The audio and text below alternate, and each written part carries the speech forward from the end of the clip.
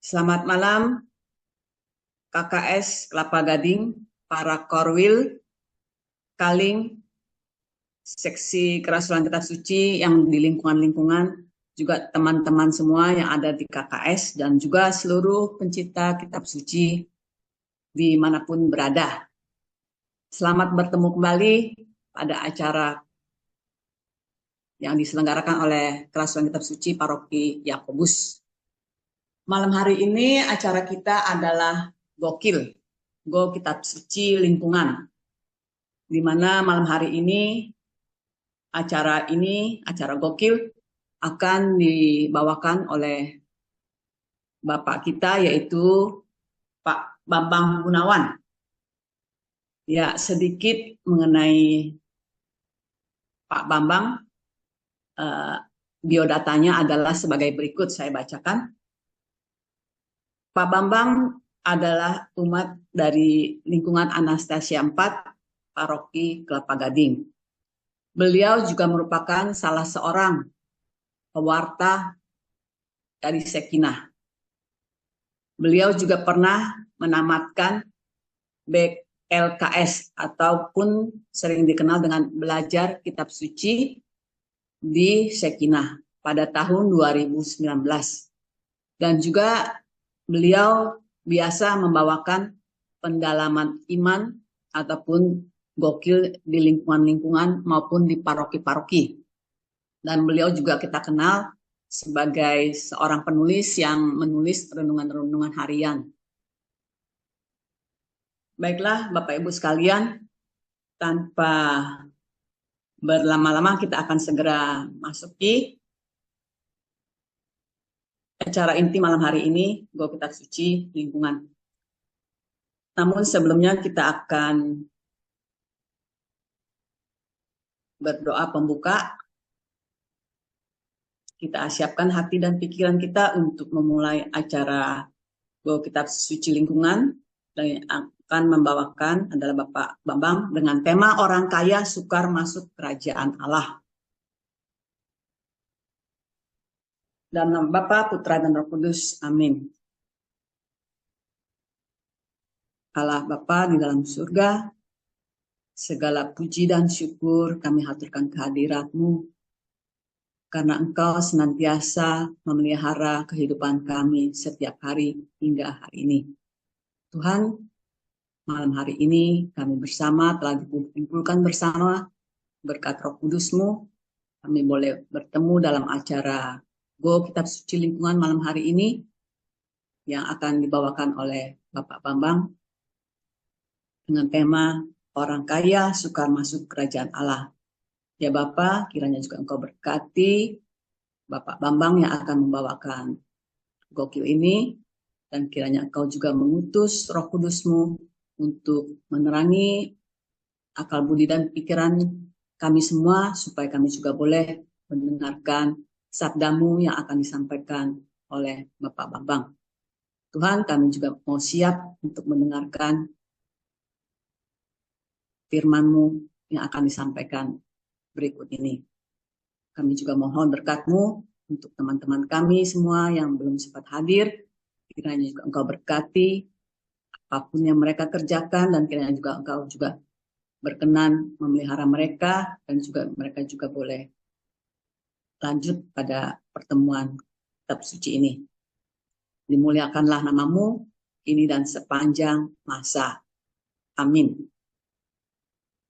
Ya, silakan Pak Bambang. Baik, selamat malam teman-teman Kerasulan Kitab Suci Santo Yakobus. Terima kasih. Selamat malam. Malam Pak Harun. Terima kasih sudah memberi kesempatan saya untuk membawakan gokil di bulan Maret ini. Kebetulan bulan Oktober, maaf. Bulan Oktober ini berbarengan dengan bulan Rosario ya, jadi di lingkungan-lingkungan banyak sekali yang acaranya mungkin tabrakan. Baiklah, saya akan share screen. Saya mulai ya, sekarang jam 7:15. Saya berusaha untuk bisa singkat dan padat, lalu kita bisa diskusi. Eh, Firman yang kita bawakan pada malam hari ini dan kita diskusikan diambil dari Markus bab 10 ayat 17 sampai dengan 30. Kalau di kitab suci kita judulnya adalah orang kaya sukar masuk kerajaan Allah. Sungguh menantang ya judul dari temanya ini. Saya akan mulai dengan mungkin ilustrasi sedikit. Menjadi sukses dan kaya itu adalah idaman hampir semua orang. Dan ini sudah menjadi moto hidup masyarakat saat ini. Sehingga tidaklah heran apabila orang yang berangan-angan seperti ini akan bekerja keras dan tidak kenal waktu. Dan mereka beranggapan bahwa orang kaya dan sukses itu hidupnya diberkati Tuhan. Begitu yang kita tahu. Banyak orang berkata demikian. Lalu mengapa pada Injil hari ini di Markus 10 Yesus bilang orang kaya sukar masuk kerajaan Allah? Nah, loh. Apakah Yesus anti dengan orang kaya? Atau kalau dibalik gitu ya, apakah hanya orang miskin saja yang bisa masuk kerajaan Allah? Nah, untuk bisa mengetahui apa sih sebetulnya maksud Yesus dengan firman-Nya ini, kita harus baca firman ini. Dan kita coba mengupas kira-kira apa sih pesan firman ini untuk Anda dan saya. Saya minta salah satu orang, Bu Mariana kan sudah open mic ya, jadi Bu Mariana yang bacain firman-Nya. Tapi nanti nunggu aba-aba dari saya ya. Baiklah. Jadi Bapak Ibu yang terkasih, perikop di Markus 10 ayat 17-30 ini orang kaya sukar masuk kerajaan Allah ternyata ditulis juga oleh Injil sinoptik yaitu Matius dan Lukas. Kalau di Markus dibilang di situ adalah orang kaya sukar masuk kerajaan Allah. Tapi kalau Matius di situ lebih sedikit detail. Dia bilang orang kaya itu orang muda. Dan di Lukas itu dibilangnya agak berbeda. Lukas menulis bahwa dia ini adalah anak muda kaya ini adalah seorang pemimpin. Nah, ini penting saya sampaikan karena nanti ada kaitannya dia anak muda, kaya, pemimpin. Kalau kita melihat dari tiga ini saja, waduh, ini orang muda benar-benar sukses seperti yang tadi saya bilang. Ya, idaman sebagian besar banyak orang lah, gitu. Sukses, kaya. Ditambah lagi kalau Lukas ngomong ini seorang pemimpin, jadi dia pemimpin, gitu. Ya, nah sekarang kita coba lihat bacaannya. Ya, Bu Mariana bisa bantu saya? Ya. Sorry. Ya, oke, silakan. Mana ya? Oke. Ada di layar, Bu. Oke, ya Pak. Pada waktu Yesus meneruskan perjalanannya, datanglah seorang berlari-lari mendapatkan dia sambil berlutut di hadapannya. Ia bertanya, "Guru yang baik, apa yang harus kuperbuat untuk memperoleh hidup yang kekal?" Jawab Yesus, "Mengapa kau katakan aku baik? Tak seorang pun yang baik selain daripada Allah saja. Engkau tentu mengetahui segala perintah-perintah ini. Jangan membunuh, jangan berzina, jangan mencuri, jangan memberi kesaksian palsu, jangan menipu orang, hormatilah ayahmu dan ibumu." Kata orang itu kepadanya, "Guru, semuanya itu telah kuturuti sejak masa mudaku."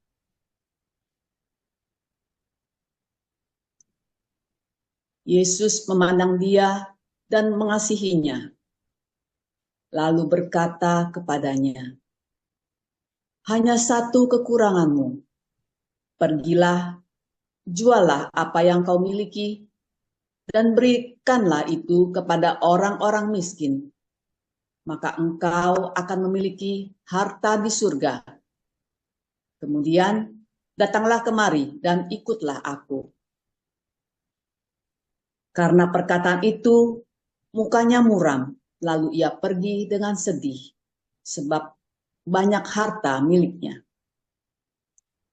Lalu Yesus memandang murid-muridnya di sekelilingnya dan berkata kepada mereka, "Alangkah sukarnya seorang yang memiliki banyak harta masuk ke dalam kerajaan Allah." Murid-muridnya tercengang mendengar perkataannya itu.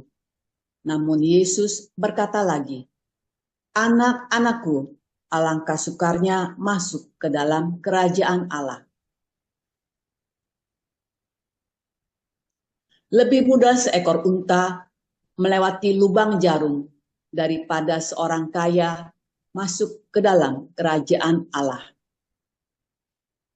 Mereka makin tercengang dan berkata seorang kepada yang lain, "Jadi, siapakah yang dapat diselamatkan?" Yesus memandang mereka dan berkata, "Bagi manusia hal itu tidak mungkin, tetapi tidak demikian bagi Allah. Sebab segala sesuatu mungkin bagi Allah." Berkatalah Petrus kepada Yesus, "Kami ini telah meninggalkan segala sesuatu dan mengikuti Engkau."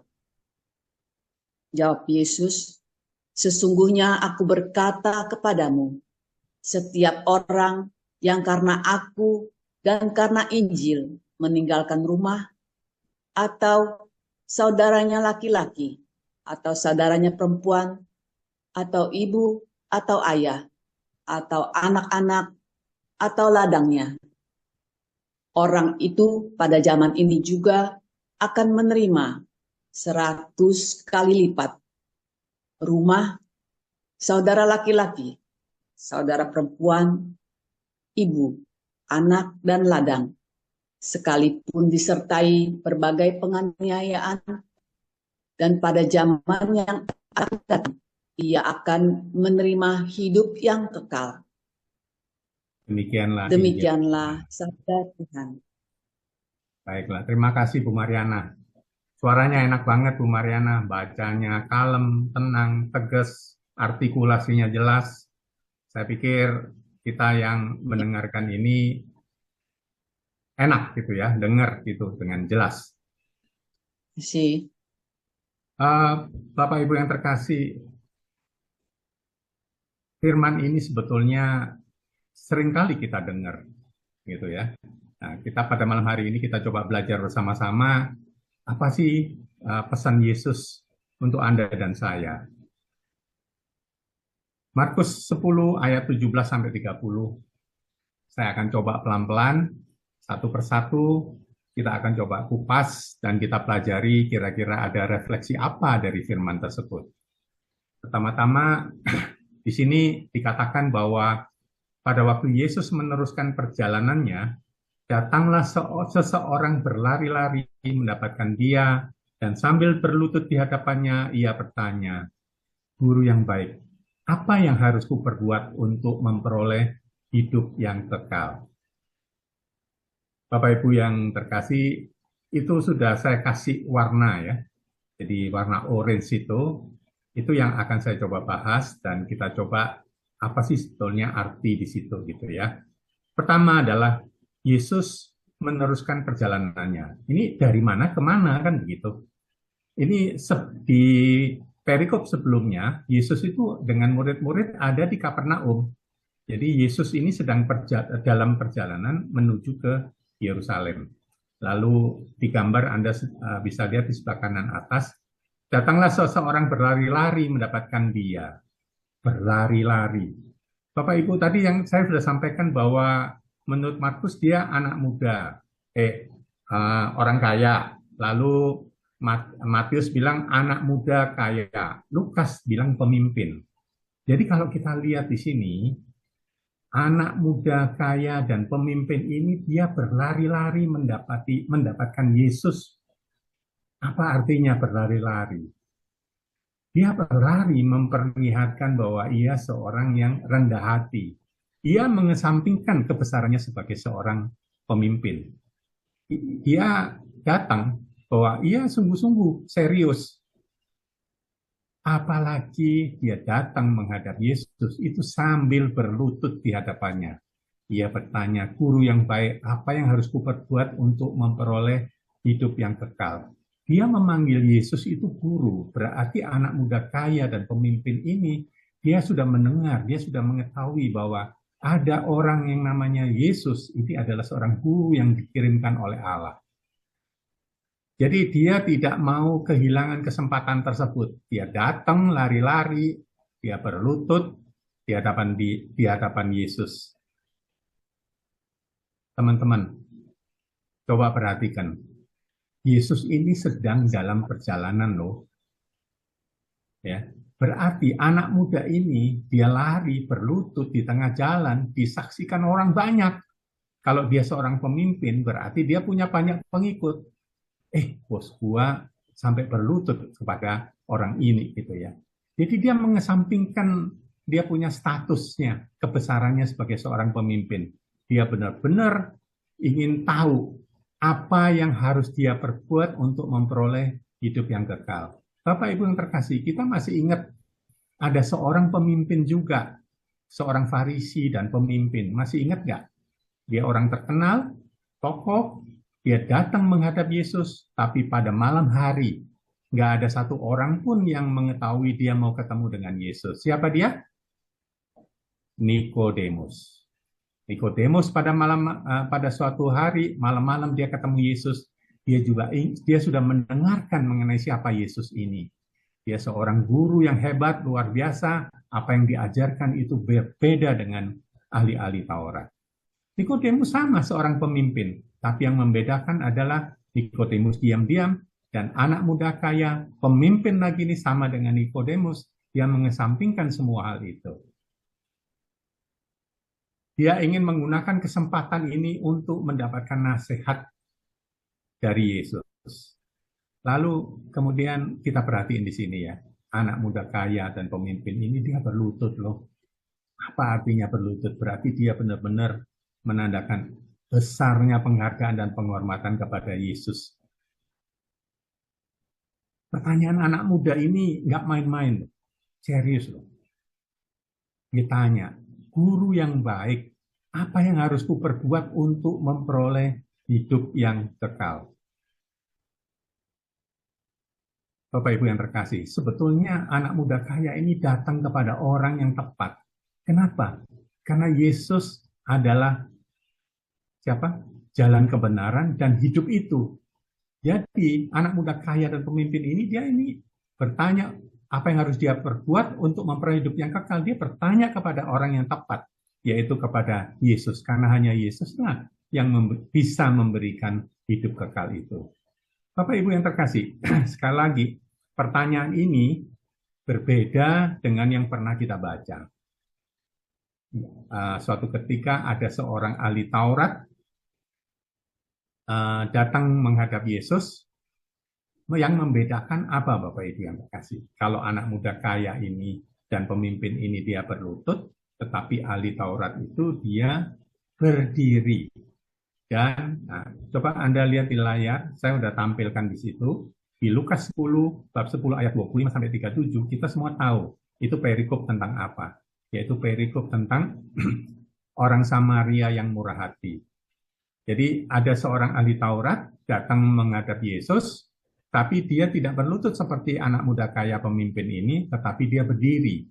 Bapak Ibu perhatikan, ahli Taurat ini bertanya dengan pertanyaan yang sama, persis.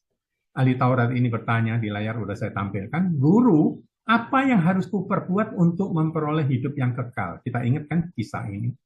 Tetapi maksud daripada ahli Taurat ini berbeda dengan anak muda kaya ini. Kalau ahli Taurat ini ingin mencobai Yesus. Dengan pertanyaan yang sama, akhirnya Yesus menjawab kepada ahli Taurat itu yang kita sudah pernah mendengar dan membacanya, yaitu Yesus memberikan perumpamaan tentang ada seseorang Samaria yang baik hati. Saya tidak cerita tentang kisah itu pada malam hari ini, tapi kita kembali ke laptop, yaitu kepada anak muda ini.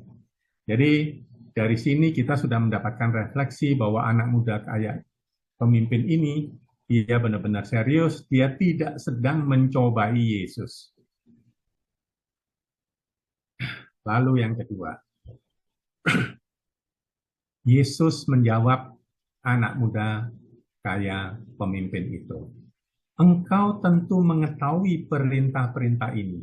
Jangan membunuh, jangan berzina, jangan mencuri, jangan memberi kesaksian palsu, jangan menipu orang, hormatilah ayahmu dan ibumu. Kita berhenti dulu sampai di sini ya, teman-teman.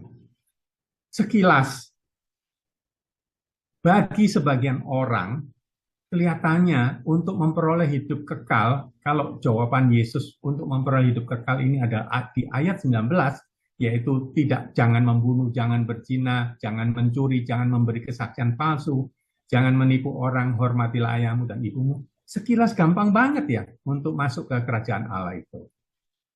Saya bilang ini bagi sebagian besar orang ya, tidak semua orang. Karena ada orang yang memang suka mencuri, ada yang membunuh dan lain sebagainya. Tapi bagi sebagian orang yang hadir di sini, saya pikir rasa-rasanya kita tidak membunuh, tidak berzina, tidak mencuri, tidak memberi kesaksian palsu, tidak menipu orang, menghormati ayah dan ibu. Rasa-rasanya kalau ini menjadi syarat untuk masuk kerajaan Allah, rasanya separuh badan kita atau kaki kanan kita itu sudah masuk ke kerajaan Allah. Benarkah demikian? Nah, untuk mengetahui kelanjutannya, apa yang ada di pikiran kita sepertinya mudah, itu persis yang ada di pikiran anak muda kaya pemimpin ini. Anak muda kaya ini berkata, Guru, semuanya itu telah kuturuti sejak masa mudaku. Bayangin Bapak Ibu, sama kan? Anda dan sebagian besar orang itu hampir semuanya berpikiran sama. Jadi anak muda kaya yang tergesa-gesa menjawab bahwa itu semua sudah aku lakukan, apalagi gitu kan kira-kira begitu. Bapak Ibu yang berkasih, coba Anda perhatikan. Ketika anak muda jawab, semuanya itu telah kuturuti sejak masa mudaku, dia merasa bahwa segala perintah yang ada di Taurat itu dia sudah lakukan, maka dia merasa berhak mendapatkan kafling di surga. Benarkah demikian? Bapak Ibu perhatiin di sini. Ya. Yesus itu baru menyebutkan separuh atau bagian kedua daripada 10 perintah Allah, yaitu sebelah kanan. Saya kasih tanda panah biru itu. 6 yang disampaikan Yesus itu, 6 perintah yang disampaikan Yesus itu adalah bagian kedua daripada 10 perintah Allah, di mana bagian kedua ini mengatur hubungan antara sesama manusia. Jadi jangan membunuh sesama manusia, jangan mencuri milik orang, gitu. Itu kan sesama. Jangan menipu orang, dan lain sebagainya. Dia lupa bahwa ada satu lagi, yaitu bagian pertama justru yang penting, yang Yesus tahu bahwa anak ini ada kekurangannya. Makanya Yesus memandang dia dan mengasihinya, lalu berkata kepadanya, hanya satu kekuranganmu, pergilah, jualah apa yang kau miliki dan berikanlah itu kepada orang-orang miskin, maka engkau akan beroleh harta di surga. Kemudian datanglah kemari dan ikutlah aku. Ini yang dikatakan Yesus. Bapak Ibu yang terkasih, ketika Yesus, kita masih ingat ketika Yesus memanggil Petrus, rasul-rasulnya, Petrus dan Andreas, Yakobus dan Yohanes, bahkan ketika dia memanggil Lewi pemungut pajak, gitu ya. Yesus cuma berkata kepada mereka, ikutlah aku. Yesus tidak memberikan perintah, jualah perahumu, jualah rumahmu, dan lain sebagainya. Tapi kenapa kepada anak muda kaya ini Yesus mengatakan, jualah apa yang kau miliki dan berikanlah itu kepada orang-orang miskin. Karena Yesus tahu hati anak muda kaya dan pemimpin ini, yaitu hatinya terpaut kepada harta bendanya. Dari mana buktinya? Ketika Petrus dipanggil itu tidak disuruh menjual perahunya, rumahnya. Kita masih ingat, Bapak Ibu yang terkasih, ketika Yesus sudah bangkit, murid-murid kembali ke Galilea, apa yang dilakukan oleh Petrus? Petrus kembali menjadi nelayan. Itu yang terjadi. Jadi Petrus masih punya rumah, masih punya perahunya. Demikian pula dengan Yohanes dan Yakobus.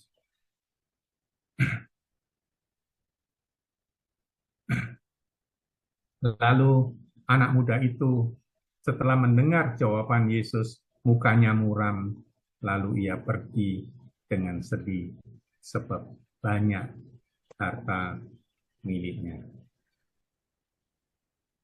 Apa yang mau dikatakan Yesus kepada anak muda ini adalah hubungan dengan Allah yang masih belum sempurna. Anak muda ini lebih menyayangi hartanya daripada Allah. Dia menjadikan hartanya sebagai berhala. Padahal perintah pertama dari hukum Allah itu jelas. Akulah Tuhan Allahmu. Jangan menyembah berhala. Berbaktilah kepadaku saja dan cintailah aku lebih dari segala sesuatu. Bapak Ibu yang terkasih, Yesus tahu bahwa anak muda ini hidupnya belum berbagi dengan orang lain. Dia beranggapan bahwa hartanya adalah hasil kerja kerasnya saja, dan dia mengabaikan bahwa sebab hasil kerjanya dia saat ini adalah berkat juga dari Allah. Anak muda itu pergi, mukanya kecewa, dia keberatan melepaskan harta dan statusnya. Bapak Ibu yang terkasih, ini adalah refleksi buat kita semua. Ketika kita benar-benar terpaut kepada harta benda kita, seringkali kita mendahulukan harta daripada Allah. Persis seperti anak muda kaya ini. Apakah cerita ini sudah selesai? Belum ya Bapak Ibu. Lalu Yesus memandang murid-muridnya di sekelilingnya dan berkata kepada mereka, alangkah sukarnya orang yang memiliki banyak harta masuk dalam kerajaan Allah.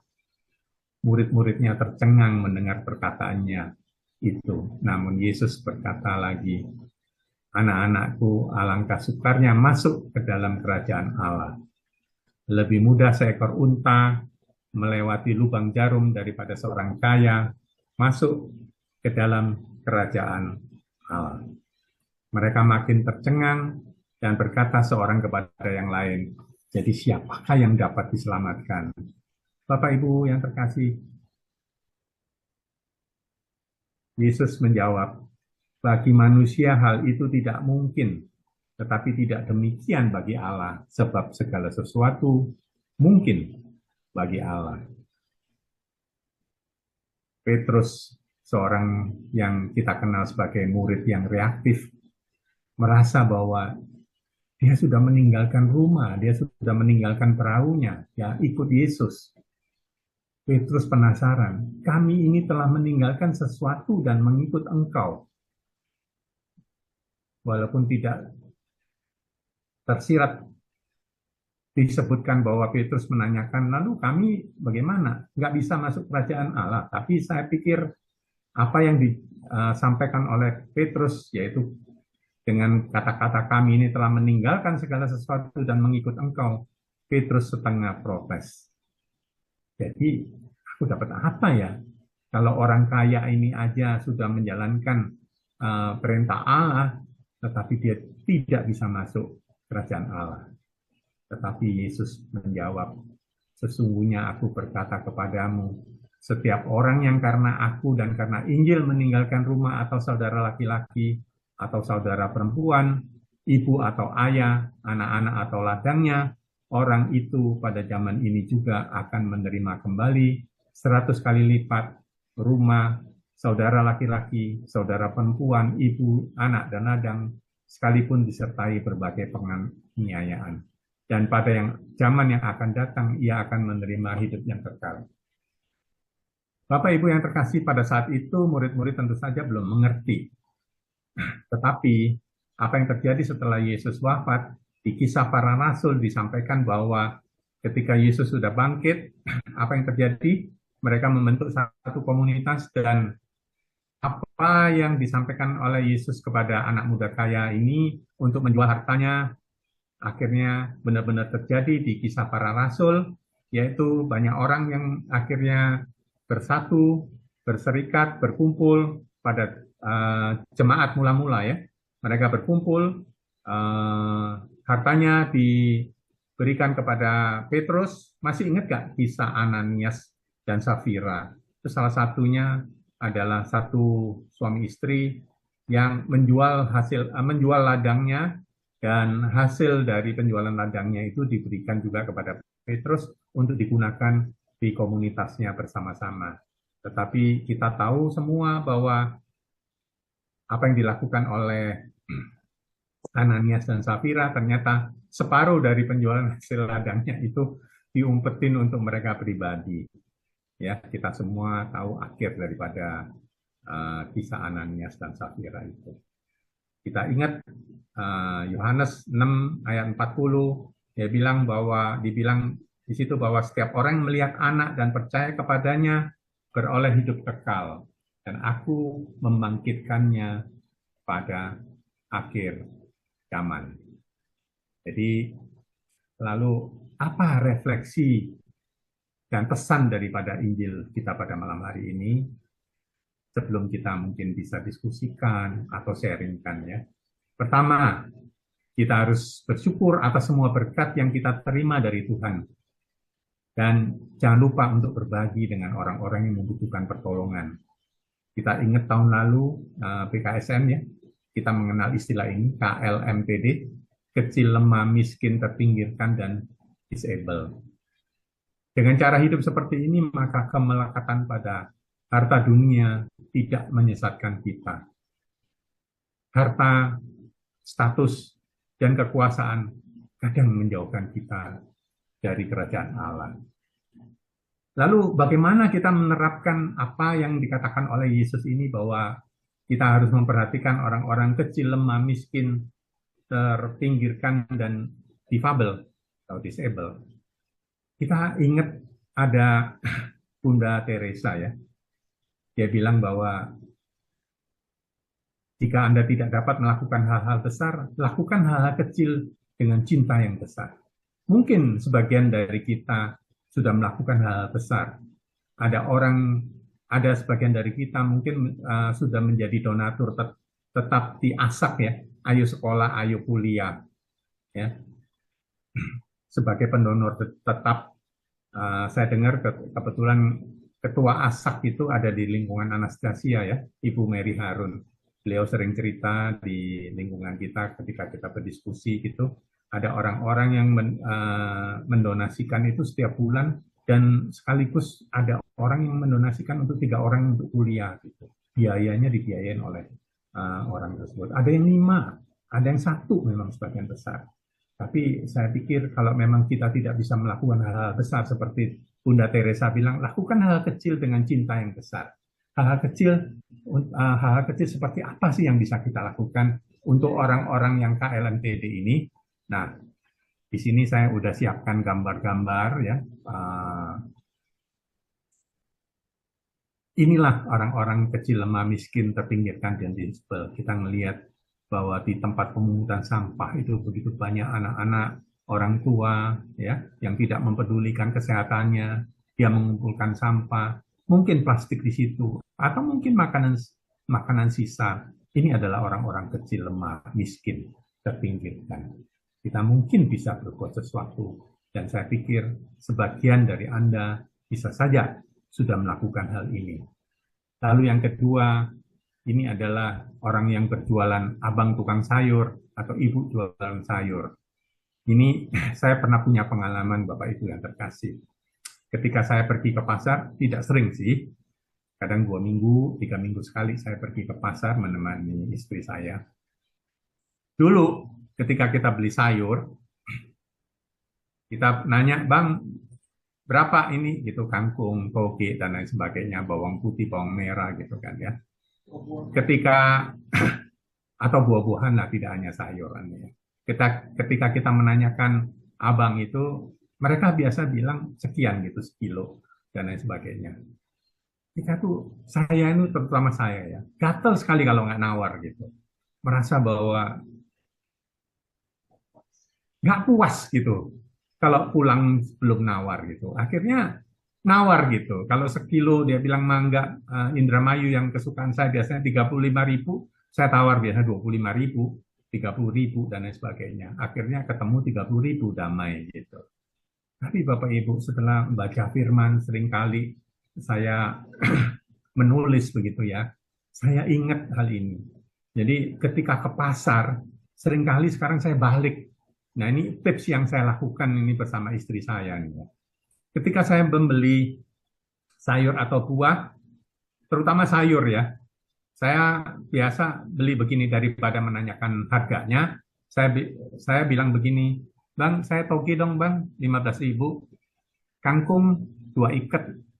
Saya nggak nanya lagi harga. Bang, bawang putih, gitu. Kacang panjang 15.000 atau 10.000 begitu. Jadi itu menghindarkan kita untuk menawar. Kegatalan kita untuk menawar itu akhirnya sirna. Itu biasanya saya lakukan. Itu sekedar tips.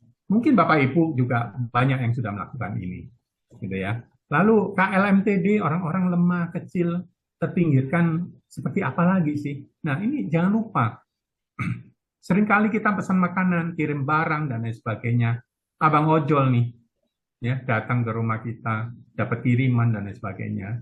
Bapak Ibu yang terkasih, yang saya lakukan seperti pesan tadi itu, melakukan hal kecil dengan cinta yang besar. Saya sudah menyiapkan di rumah satu dos gitu ya, kalau habis saya beli lagi. Itu botol aqua yang 330 mili, murah banget itu.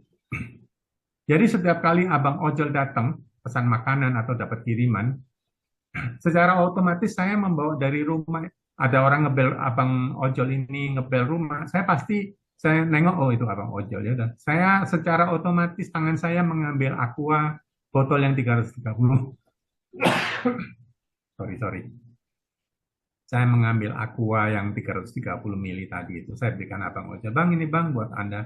Tahu nggak raut wajah mukanya? Dia tersenyum. Dia bilang, aduh terima kasih Pak, kebetulan ini lagi habis saya itu. Tapi ada sesekali juga, aduh Pak, terima kasih, saya barusan beli begitu. Coba Bapak Ibu, kita apa yang bisa kita lakukan kepada mereka. Lalu jangan lupa ini juga nih ya, kalau kita tinggal di kompleks perumahan, ada abang tukang sapu jalanan gitu.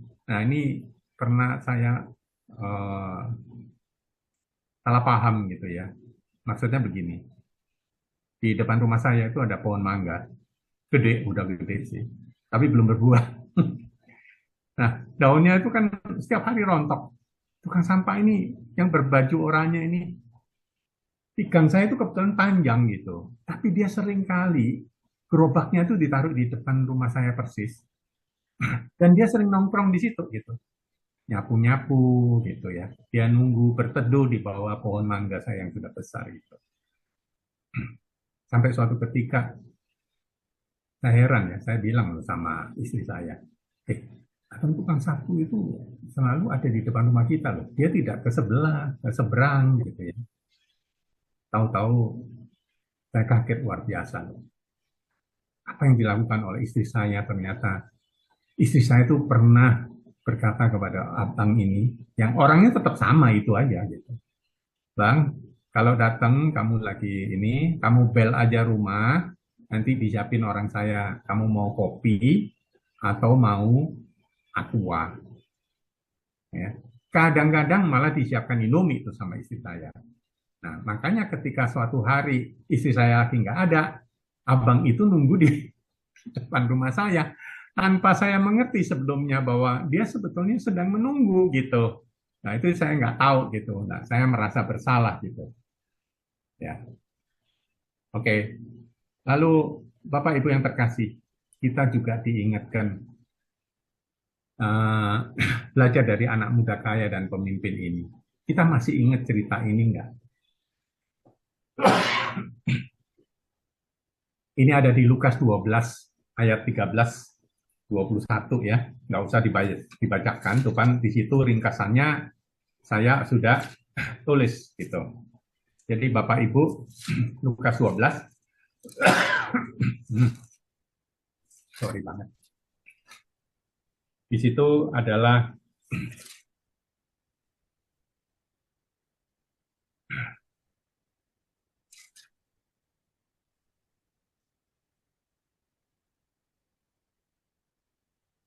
Lukas 12, maaf, Lukas 12.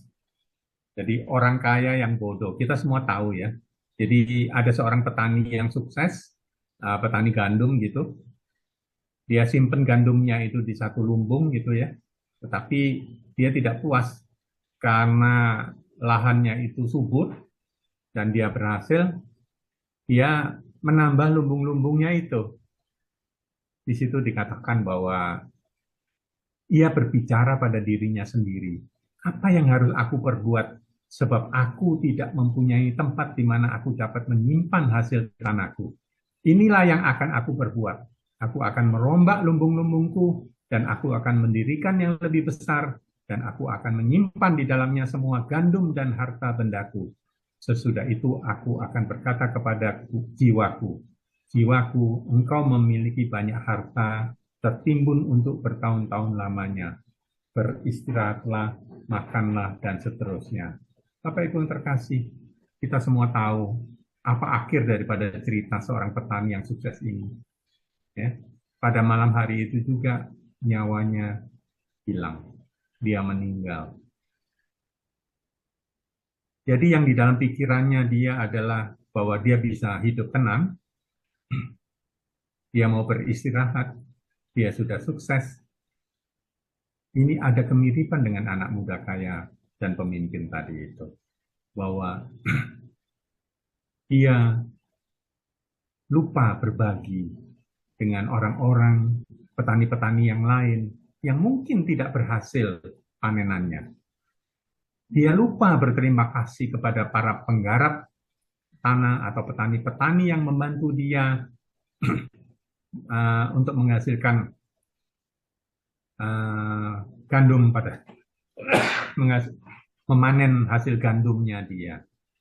Dia lupa lagi berterima kasih kepada Allah karena kesuksesan daripada hasil ladangnya dia ini. Selain hasil kerja kerasnya, tentu saja ada berkat dari Allah yang luar biasa untuknya. Bapak Ibu yang terkasih, saya pikir ini adalah pesan yang bagus sekali dari anak muda kaya dan orang kaya yang bodoh ini. Jadi kita sudah dipesankan di sini bahwa kita mesti hidup berbagi bersama orang-orang lain, kecil, lemah, miskin itu, terpinggirkan dan disable. Bapak Ibu yang terkasih, ini adalah refleksi dan penjelasan yang bisa saya dapatkan. 3/4 jam saya bicara. Amin. Tuhan memberkati kita semua. Nah, sekarang marilah kita diskusi, menjawab mungkin apakah Allah itu tidak suka atau anti dengan kekayaan, anti dengan orang yang kaya, atau hanya orang miskin saja yang bisa masuk kerajaan Allah. Tentu saja seharusnya itu sudah terjawab dengan penjelasan yang saya tadi sampaikan. Semoga apa yang saya sampaikan ini bisa memberikan inspirasi buat kita semua. Amin. Bu Mariana. Ya, makasih banyak Pak Bambang Ya. untuk pemaparannya. Baik Bapak Ibu yang terkasih, kami persilakan jika ada Bapak Ibu ingin sharing ataupun menanggapi ataupun mau berbagi, dipersilahkan sehubungan dengan tema bacaan hari ini, orang kaya sukar masuk dalam kerajaan Allah, yang sudah disampaikan oleh Pak Bambang dengan sangat menarik dan sangat jelas ya.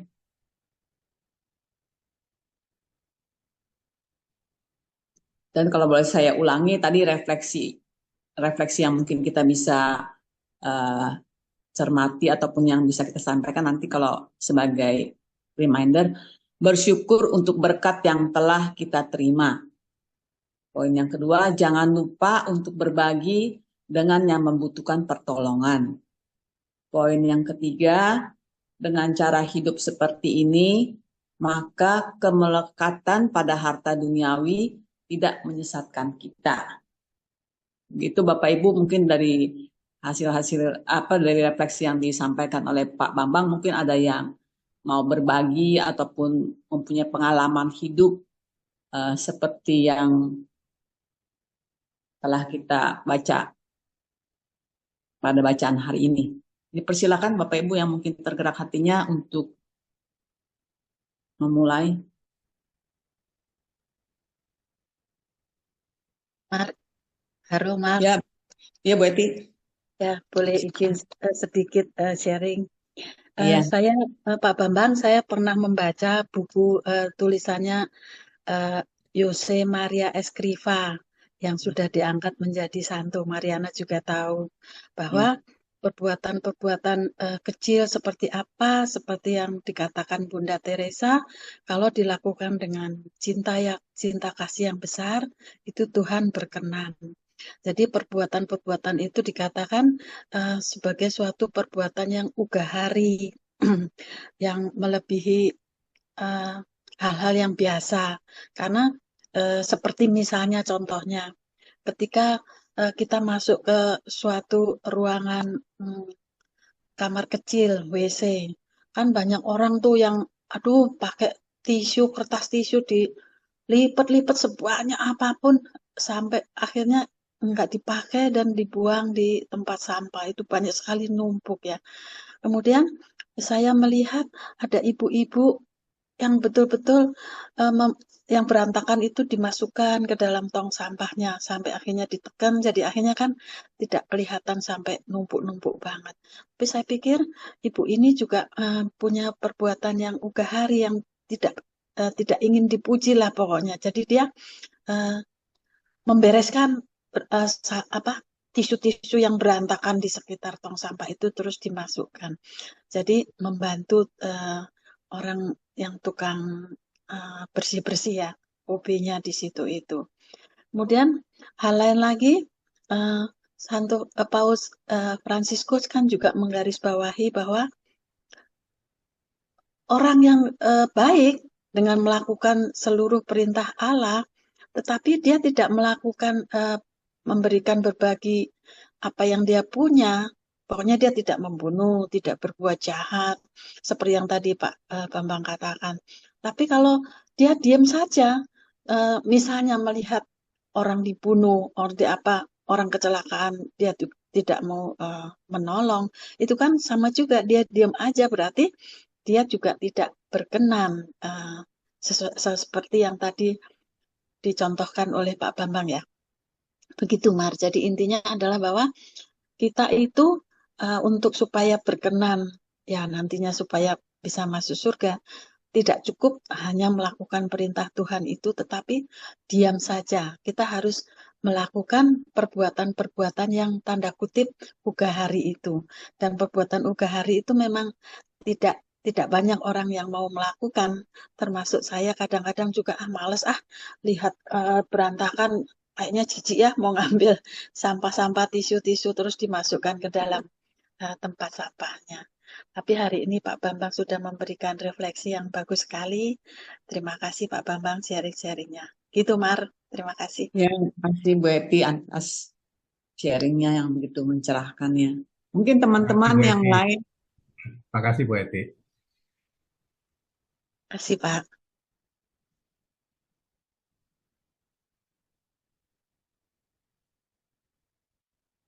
Di sini ada hadis siapa?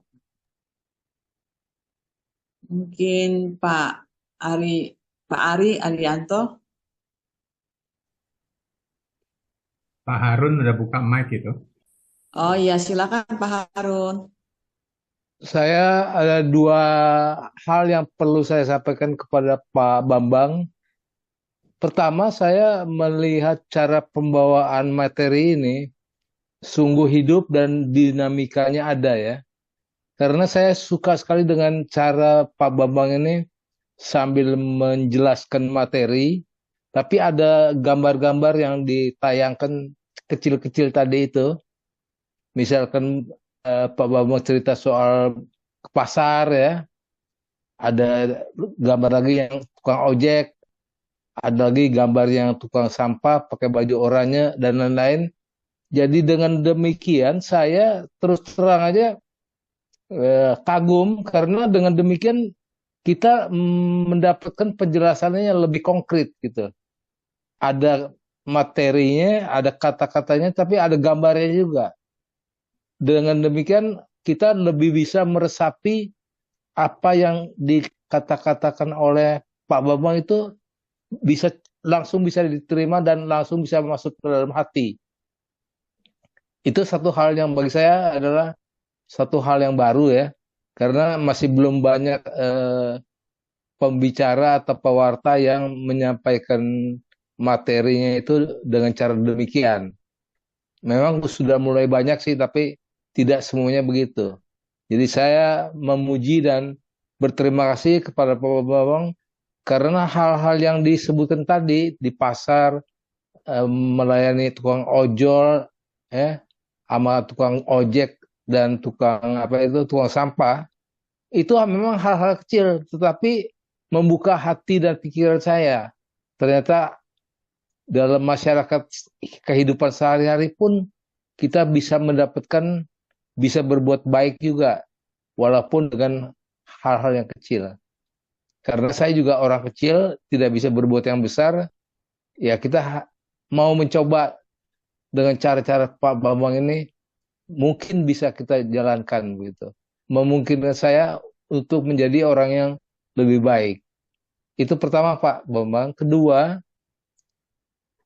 apa yang telah Pak Bambang uraikan ini bagi saya mau nanya satu hal Pak Bambang. Tadi kan kita cerita soal kebanyakan menyangkut soal uang, keuangan atau harta begitu. Sekarang saya tidak punya harta Pak Bambang. Saya juga tidak punya banyak macam-macam yang bisa diandalkan. Tetapi saya selama ini yang saya lakukan hanya menjadi fasilitator di spiritualitas Amos Journey itu. Walaupun kelompok kecil-kecil 7 orang, 8 orang begitu Pak Bambang. Tapi saya sudah melakukan berapa tahun ini saya lakukan begitu. Saya sih menganggap, nggak tahu betul apa enggak nih Pak Bambang, bahwa saya nggak bisa menyumbangkan harta yang baik, nggak bisa membantu orang sekolah, nggak bisa membantu orang melepas dari kemiskinan, tetapi saya mungkin dengan apa yang ada di tubuh saya, mungkin saya masih bisa menyampaikan materi-materi yang memberi masukan-masukan, yang mengajak para peserta kelompok Emmaus Journey itu bisa semangatnya meningkat, mencintai kitab suci, dan menjadi orang yang beriman yang lebih konkret lah, lebih utuh begitu. Karena mungkin orang banyak yang tidak suka kitab suci, kurang pengetahuan tentang Yesus Kristus.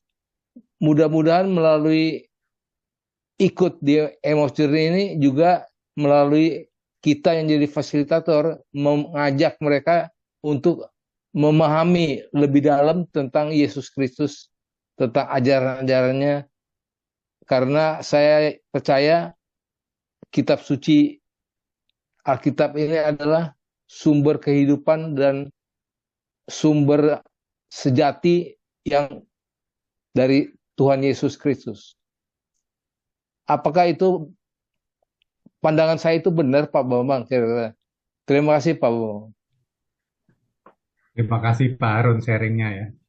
Bukan apakah ini benar, malah saya harus berterima kasih pada Pak Harun untuk menambah daripada refleksi dan pesan-pesan Injil pada malam hari ini. Jadi apa yang bisa kita lakukan tidak melulu dengan harta duniawi kita, gitu kan ya.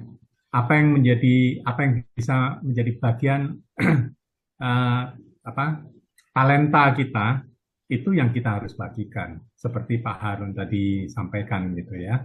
Kalau memang bisanya kita untuk menjadi fasilitator ya dan lain sebagainya, saya rasa itu bukan pekerjaan kecil Pak Harun, malah itu pekerjaan yang besar Pak dibandingkan dengan yang tadi saya ceritakan kecil-kecil tadi.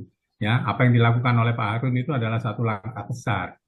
Pak Harun dan teman-teman ya, di beberapa hari yang lalu saya kebetulan nulis, jadi saya ingat nggak bahwa pelita itu harus ditaruh di kaki Bian gitu, ya. Apa yang dilakukan oleh Pak Harun itu adalah persis itu firman itu Pak Harun jalankan gitu, ya. Pelita itu maksudnya adalah firman gitu. Jadi firman itu harus ditaruh di kaki Bian sehingga orang bisa mendapatkan terangnya gitu, nggak tetap dalam kegelapan gitu ya. Jadi orang tidak kesandung gitu. Jadi apa yang dilakukan oleh Pak Harun adalah hal-hal justru yang besar Pak Harun, bukan kecil lagi gitu. Itu pandangan saya Pak Harun. Kita lakukan apa yang bisa kita lakukan dan menjadi bagian daripada kita. Terima kasih Pak Harun, ini justru menambah Ya, terima kasih. Terima kasih Pak Bambang. pada malam hari ini ya. Ya, Terima kasih. Potet terima kasih telah mendukung. Ya, terima kasih. Terima kasih Pak Harun. Ya. Mungkin ada yang lain, silakan.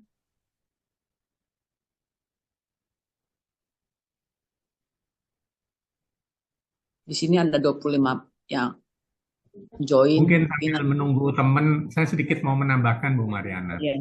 Ya. Gokil pada malam hari ini yang Markus 10, 17-30 ini kan bacaan Injil. Bacaan pertama pada tanggal nanti ini kan bacaan liturgi harian kita di tanggal 13 ya, 2 minggu lagi. 2 minggu lagi. Itu bacaan pertamanya itu dari kitab Kebijaksanaan 7 ayat 7 sampai 11.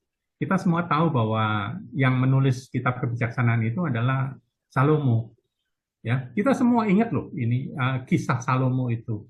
Dia tidak mencari harta, tetapi dia mencari. Kita baca aja ya. Salomo mengatakan demikian tentang harta. Kebijaksanaan 7 ayat 7 sampai 11 karena sedikit dan saya sudah buka di depan saya kitab sucinya. Salomo berkata demikian, oleh karena itu aku berdoa dan aku diberi pengertian. Aku memohon lalu roh hikmat datang kepadaku. Aku mengutamakan hikmat melebihi tongkat kerajaan dan tahta dan kekayaan kuanggap bukan apa-apa dibanding dengannya. Demikian juga permata yang tak ternilai tidak kusamakan dengan dia. Sebab dibandingkan dengannya, semua emas hanyalah sejumput pasir dan perak terhitung sebagai lumpur belaka. Aku mengasihi dia lebih dari kesehatan dan keelokan rupa, dan aku lebih menyukai dia daripada cahaya, sebab sinarnya tidak pernah berhenti. Bersama dengannya, segala yang baik serentak datang kepadaku, dan di dalam tangannya ada kekayaan yang tak terhitung jumlahnya. Itu saja yang saya mau tambahkan, Bu Mariana dan teman-teman. Itu salah. Suaranya hilang, Pak. Dari tadi itu aku belum unmute ya. Oh, udah Pak, udah. Ini baru saja tiba-tiba hilang.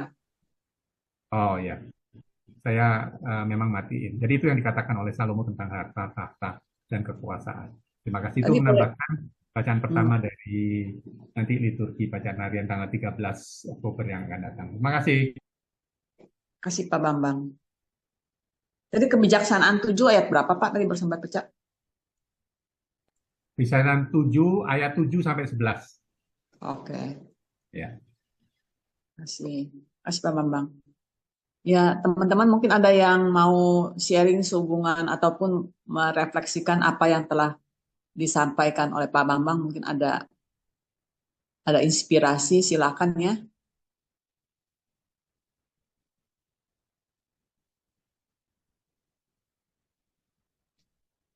Bu Mar, selamat Ya, malam. silakan. Ya, boleh eh, kasih sharing sedikit ya. Ya, silakan. Ya, Pak Bambang, makasih. Tadi dengerin Bu Mar baca ayat kitab sucinya menyejukkan hati. Kasih Tuhan. Lalu penjelasannya Pak Bambang juga bagus sekali. Baru sadar, ini perikopnya panjang ya. Berapa ayat gitu kan, 17-30 ya Pak Bambang. Nah, saya mau sharing sedikit, tapi sedikit yang yang mengena di hati saya, yaitu tadi di ayat 26 dan 27. Mungkin kalau Pak Bu Mar bisa tampilkan lagi, boleh nggak, Bu? Oh, yang ayat apa? Mungkin Pak Bambang yang pegang nih, Pak. Oh, Pak Bambang boleh nggak minta bantuan ditampilkan 26, 27?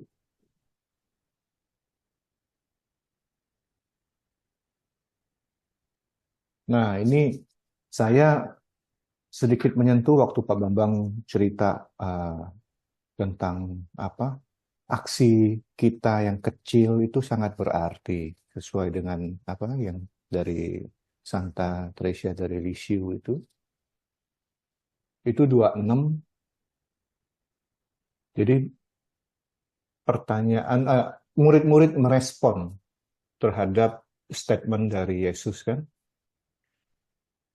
Di ayat 26 itu mereka bilang gini, mereka makin tercengang dan berkata seorang kepada yang lain. Berarti kan sesama murid kayak bisik-bisik ya. Kalau imajinasi saya gitu ya. Itu sudah Yesus bilang, lebih mudah seekor unta itu masuk kerajaan surga daripada seorang kaya. Mereka bingung. Jadi, siapakah yang dapat diselamatkan? Lalu Yesus bilang, bagi manusia, hal itu tidak mungkin. Tetapi tidak demikian bagi Allah.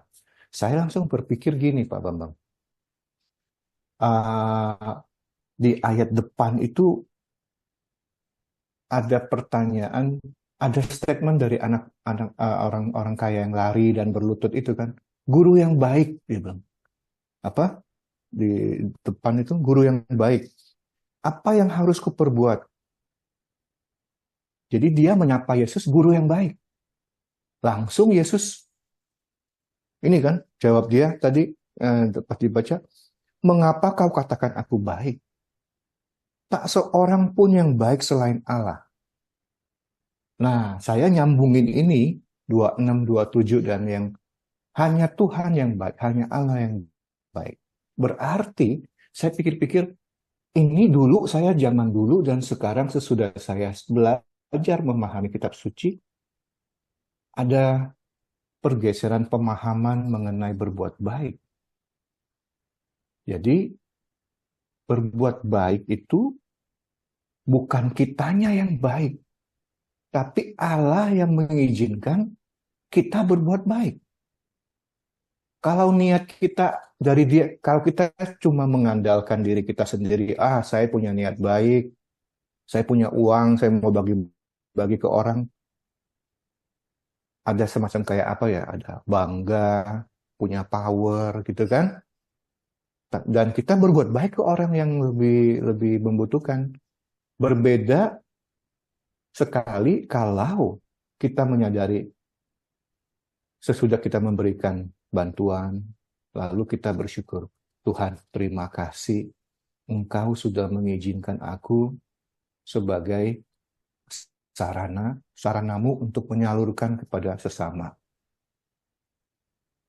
Nah, ini yang saya berbeda dulu dan sekarang. Dulu mungkin saya berpikir, saya punya uang sedikit, saya membantu orang, menyumbang, donasi dan sebagainya karena saya mungkin tergerak karena diri saya sendiri sebelum saya mengenal Tuhan. Tapi sekarang setelah belajar membaca, ternyata sumber kebaikan saya itu bukan dari saya loh. Sumber kebaikan saya ini dari Allah seorang. Nah, ini yang menyentuh saya, Pak Bambang. Bahwa makanya Yesus bilang, kok kamu panggil saya guru yang baik? Gak ada yang lebih baik kecuali Allah. Demikian Pak Bambang sharing saya. Terima kasih, Terima kasih. Pak Tri. Ya, mungkin selanjutnya yang lain dipersilakan jika ada yang tergerak hatinya untuk berbagi. Ya, Pak Bambang. Terima kasih Pak Bambang, apa pemaparannya. Menyambung tadi ya Pak Ari ya. Menurut saya rahmat itu memang pemberian Allah, dari Allah, bukan dari kita. Dan tapi rahmat itu bekerja dengan free will, kebebasan manusia. Allah tuh memberi kita kebebasan. Seperti tadi Pak Bambang kan mengutarakan tentang kebijaksanaan Salomo ya. Salomo kan meminta dikasih rahmat loh, rahmat hikmat. Begitu dia bilang saya tidak minta harta, tidak minta segalanya, power tidak minta, tetapi saya minta hikmat. Begitu dikasih satu paket dapat semua kan, semua dapat semua. Powernya, uangnya, hartanya ya kan. Tapi dia tidak memelihara rahmat itu. Dia pakai kebebasannya dengan cara supaya negaranya aman, dia kawinin lah semua putri-putri negara sekitarnya sampai istrinya 1000. Rahmatnya itu ya yang akhirnya bertentangan dengan free will-nya. Akhirnya hancurlah dia. Ya kan? Itu pun kita ya, kalau kita sudah mendapat rahmat dan kita pelihara, akhirnya kita dapat kepenuhan. Kita bisa, kan ada firman-Nya tuh yang engkau di dalam aku. Bukan Yesus menyertai kita, tapi kita di dalam Yesus loh. Berarti hidup kita itu menjalankan perintah Yesus tanpa pura-pura, dengan ketulusan. Itu otomatis kalau kita dapat kepenuhan, jadi kita tuh udah nggak hitung-hitungan lagi dengan harta, dengan waktu. Kita benar-benar tulus mau memberikan segalanya untuk orang yang membutuhkan. Gitu menurut saya. Jadi memang awalnya itu rahmat dari Tuhan, dari atas. Tapi kita mesti memelihara. Bagaimana cara memeliharanya?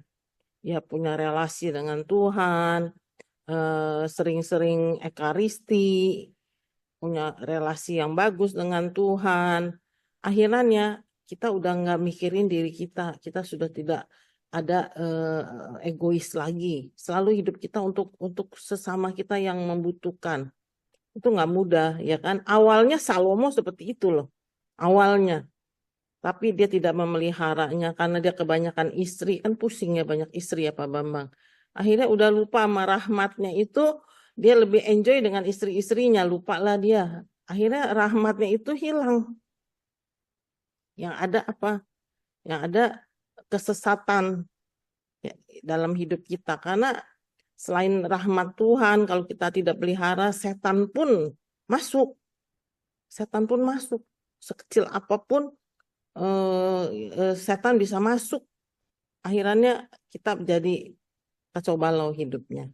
Itu ya, Pak Bambang. Terima kasih. Terima kasih Bu Rosita. Jadi rahmat harus dipelihara ya. Terima kasih ya Bu Rosita, ini tambahannya mengenai Raja Salomo. Jadi ini kemarin pas PKSN juga saya singgung mengenai Raja Salomo ini. Kejatuhan Salomo ini kan tadi Bu Rosita udah sampaikan, dia punya istri 300, gundiknya 700, jadi 1000 gitu ya. Nah, apa konsekuensi daripada mengawini orang-orang di luar Israel, itu perempuan-perempuan di luar Israel yang mereka hanya menyembah satu Allah, yaitu Yahweh-nya mereka.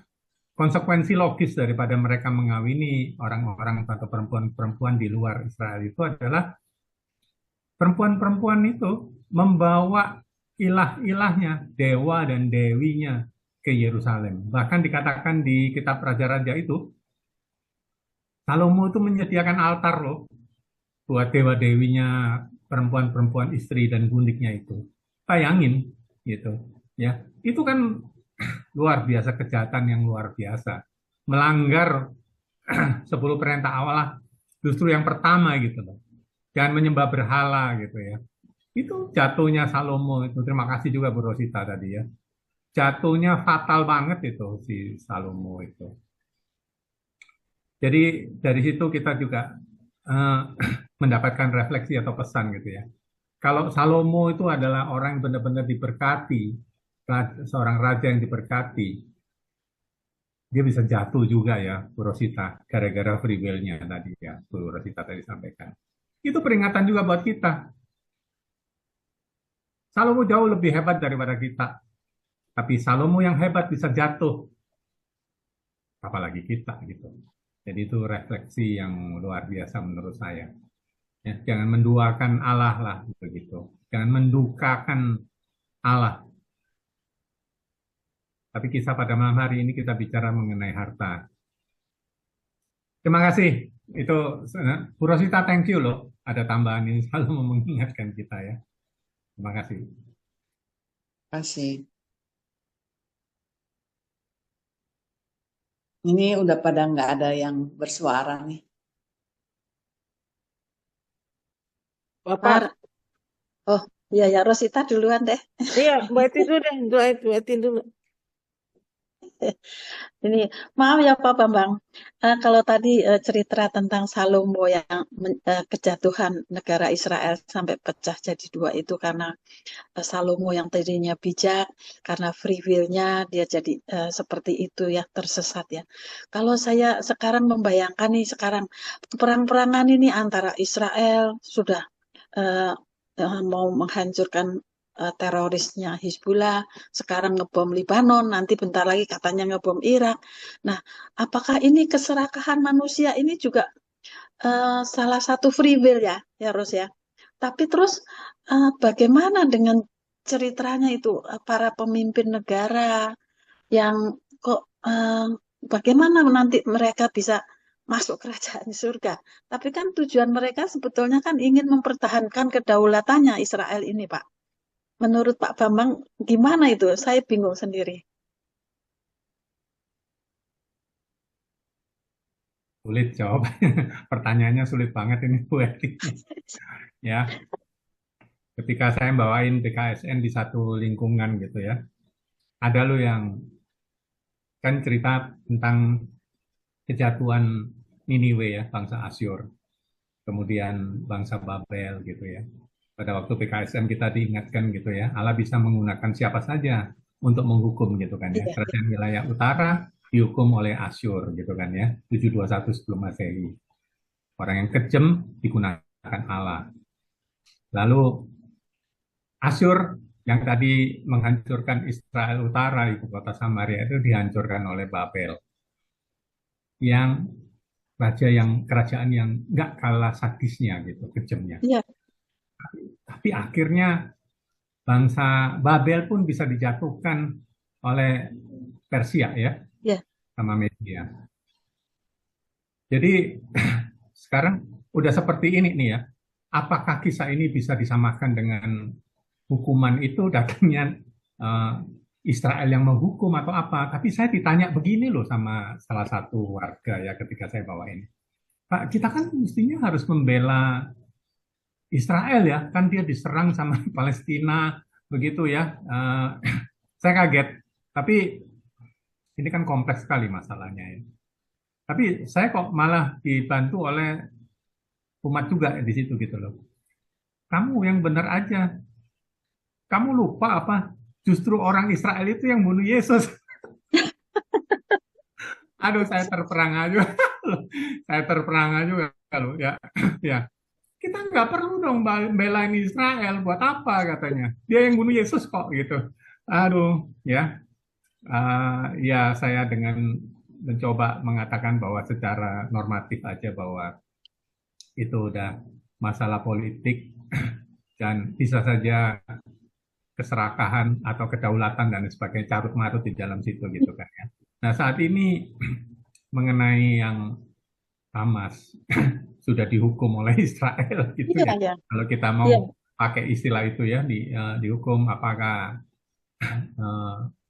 Allah menggunakan Israel, terus sekarang ini Hezbollah ikut-ikutan gitu kan ya. Sebetulnya biangnya itu kan Iran gitu ya. Kalau kita lihat itu istilahnya yang keren itu kan sekarang proxy war.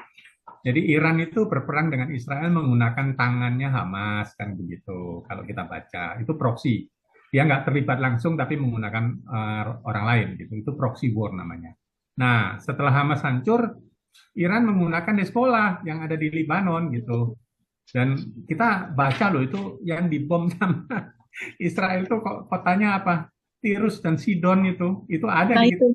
itu ya janda itu ya di kota Tirus itu ya. Ya. Niniwe itu ISIS ada di sana loh yang terakhir. ISIS itu bercokolnya di Niniwe.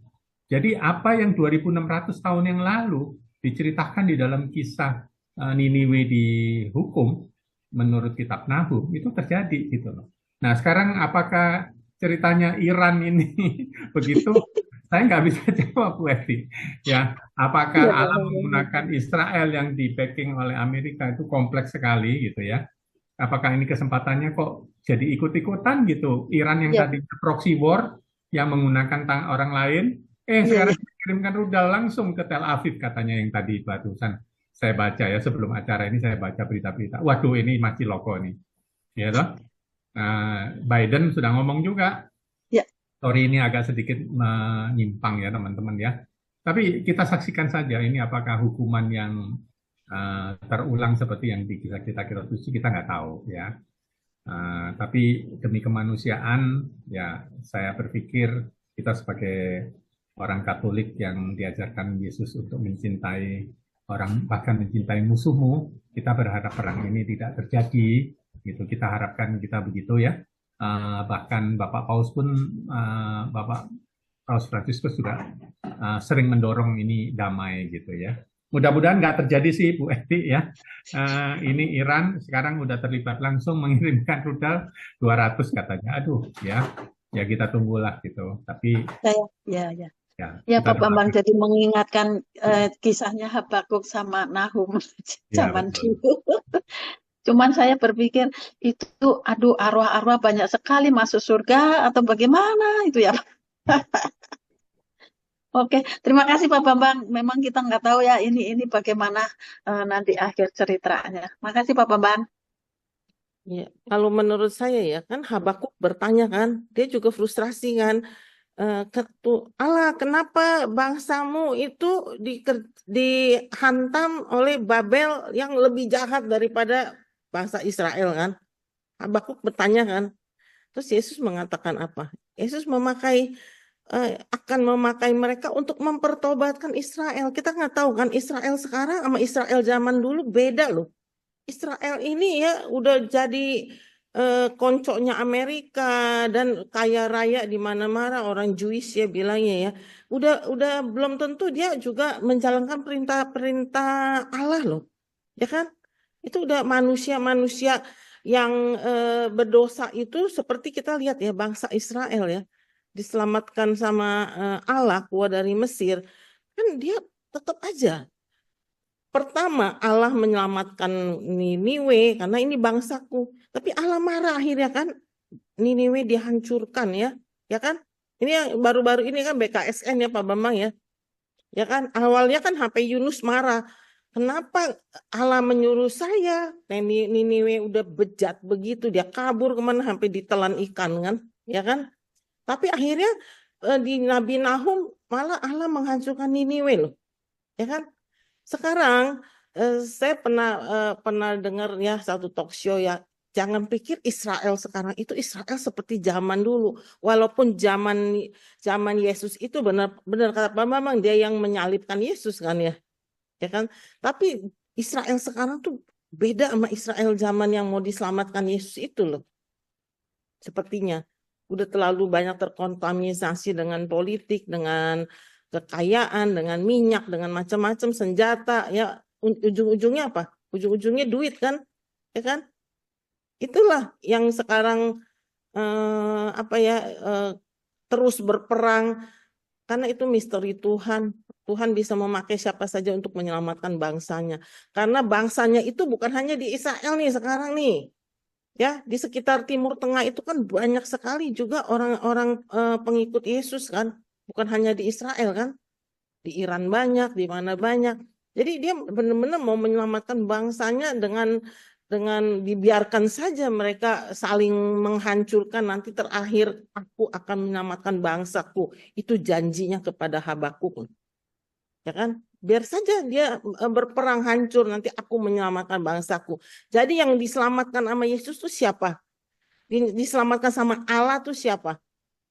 Bangsa yang mendengarkan perintahnya. Kayak kita aja di sini ya. Di sini nih hidup nih. Ya kan, kita kan nggak tahu kita diselamatkan atau enggak, belum ending hidup kita kan. Makanya kita lagi berjuang untuk menjadi dari hari ke hari menjadi hidup ke arah kekudusan. Karena apa? Kita nggak tahu loh yang diselamatkan siapa itu. Dibiarkan berperang, dibiarkan hancur. Akhirnya aku akan menyelamatkan bangsaku. Itu terakhir yang Habakuk akhirnya mengatakan, apapun aku tidak punya, semua hancur, ternak hancur, semua hancur, tapi aku cuma memiliki satu, aku akan setia kepadamu. Itu kan intinya kan, yang menyejukkan kan, doanya Habakuk ya kan. Itu loh Pak Bambang. Jadi kita juga berjuang nih hidup nih. Nggak tahu nih, kita hanya mengharapkan Yesus, Allah nanti datang menyelamatkan kita gitu. Yesus datang kedua kalinya ya kan. Jadi berjuang ya kita sama-sama ya untuk berbuat hidup ke arah kekudusan gitu loh ceritanya ya kan. Makanya Zoom ini salah satu sarana loh untuk kita bertobat loh. Ya kan? Ada gak kita punya hati untuk mendengarkan firman? Saya selalu lagi di lingkungan memandu, saya ngomong jangan buka firman Tuhan cuma bulan September ya. Setelah habis BKSN tutup lagi, nanti BKSN buka baru mulai lagi buka firman ya kan. Makanya Bapak Ibu ini Zoom ini saya tuh tetap pertahankan. Kenapa? Paling enggak seminggu sekali kita dengar tuh cerita tentang Yesus, tentang pewartaan ya enggak Pak Bambang ya kan. Terima kasih ya, terima kasih Bu Eti juga nih ya mengingatkan kita bahwa kita itu harus berjuang agar dapat diselamatkan. Itulah intinya kayak gitu ya menurut saya ya. Ya, terima kasih. Kasih Ros. Terima kasih semuanya, Bu Rosita, Bu Eti. Nah, kayaknya tuh nggak ada lagi nih ya, apa kita lanjut apa kita sudahin gitu ya, Bu?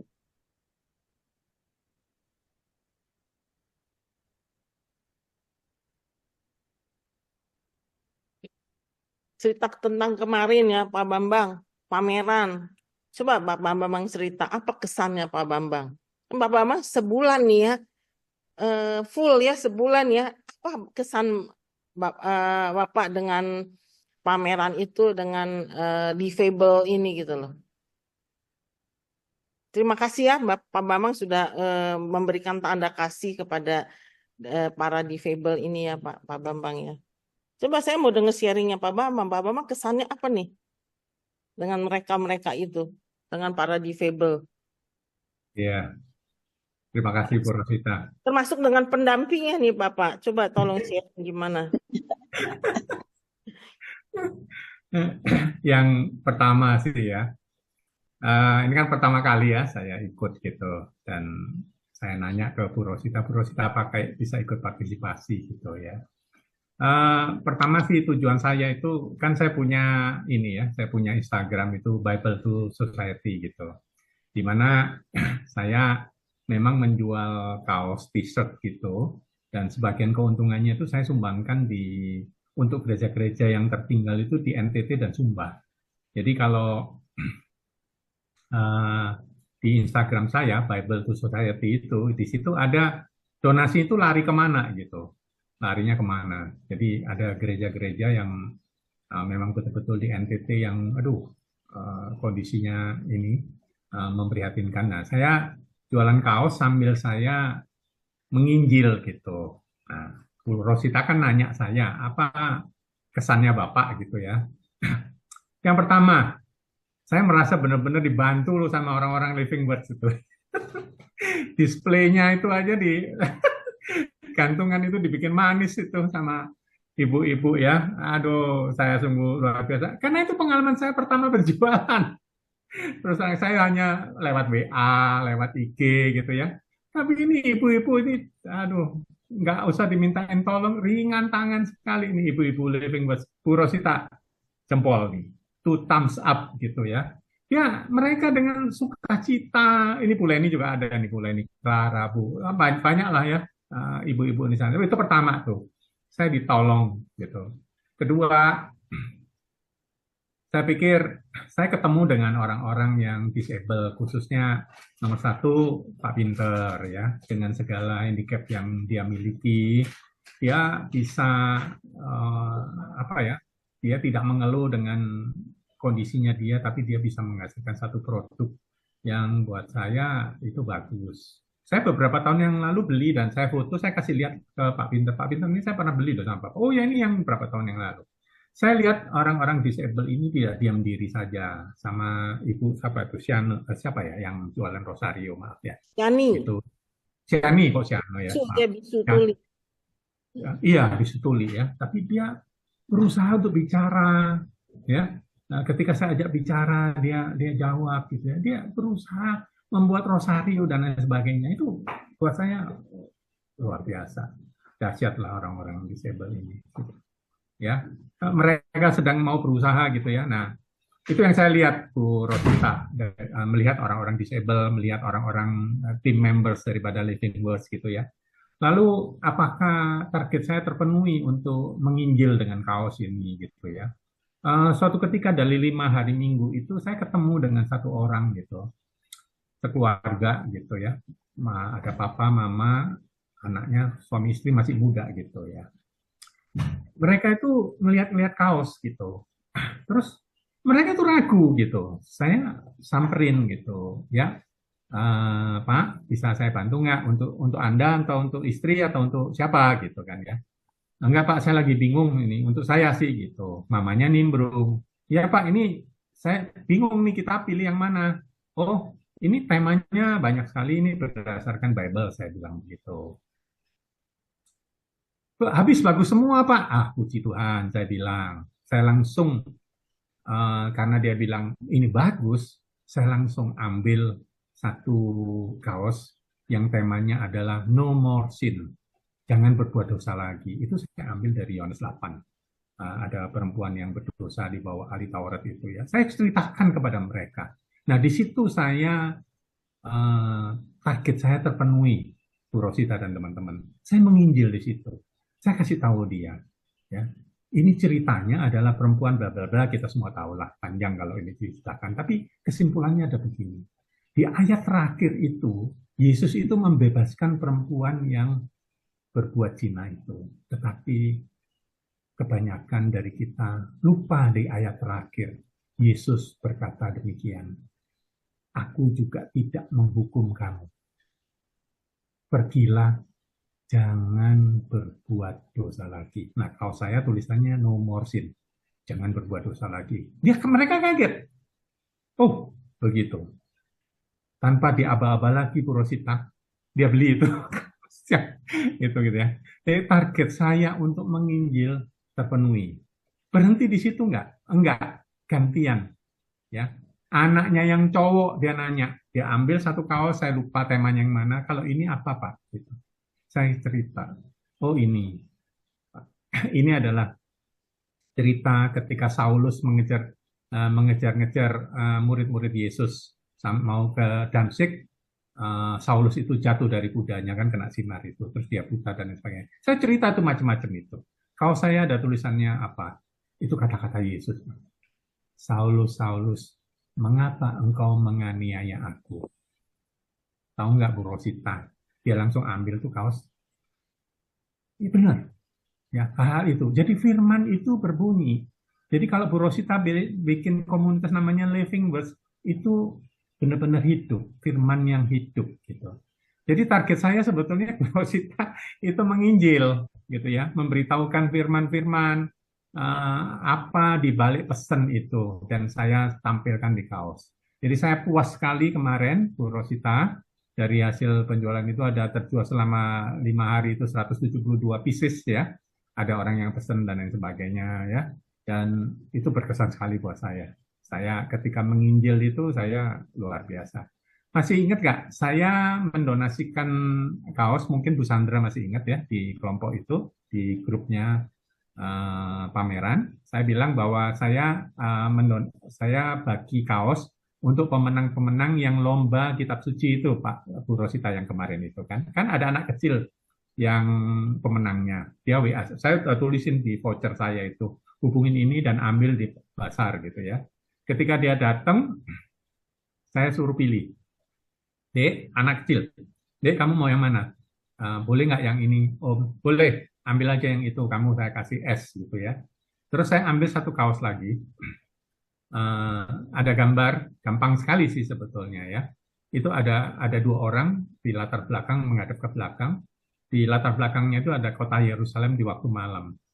Ada laki perempuan, ada keledai dipegang oleh si laki-laki itu. Dek, kamu tahu peristiwa apa ini? Dia langsung tahu loh. Dia bilang, Yesus dan Maria lagi ke Bethlehem. Luar biasa. Teman-teman, anak kecil, pemenang kitab suci, membaca narasi kitab suci, dia bisa tahu kisah itu dengan membaca gambar itu. Target saya, tujuan saya memberikan gambar-gambar ketika membawa renungan di Instagram itu gitu loh. Orang tergelitik mencari tahu apa itu. Jadi Bu Rosita, kesan saya apa? Ini saya sungguh terberkati lah, merasa Tuhan itu luar biasa baik.